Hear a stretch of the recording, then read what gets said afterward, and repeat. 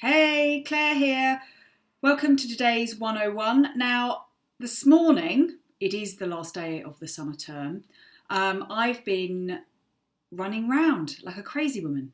And because it is so busy, cramming everything in on the last day, I caught myself earlier because my imagination was creating all sorts of worst case scenarios in my brain. I've got stuff to finish, so I imagine myself racing through the day, cramming everything in, and I'm feeling stressed. And it's given me inspiration for this video because your brain doesn't really distinguish between doing something for real and doing something in your imagination, imagining it.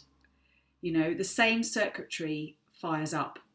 So when we use our imagination well, that would be, mentally rehearsing something well, doing it well. That's what we're actually training our brain to do.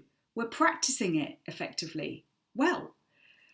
If we do the opposite, which is, probably the most typical, we're imagining worst case scenario. So, it might be going into the exam hall and you're really, really nervous and you're imagining your mind going blank and, not being able to write anything down and sweaty hands, or you're doing a presentation and you imagine falling up the stairs to the podium, or you're imagining what it's like on the plane, the noises, feeling really scared and, feeling claustrophobic and all of that stuff. That is what you're practicing. Your brain doesn't distinguish the difference.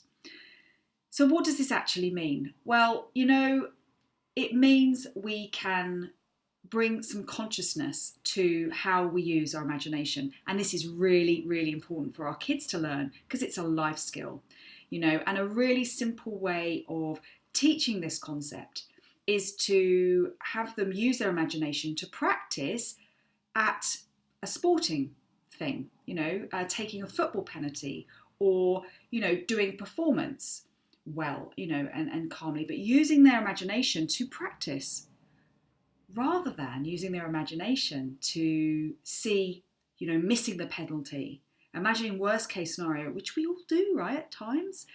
And even with things like anxiety, and stress, this really helps. This really is about training your brain to do the things that you want it to do. Our imagination really can affect how we think, feel, and behave.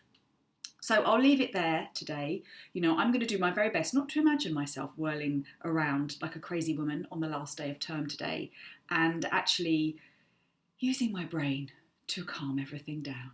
And have a great day. Enjoy the sunshine.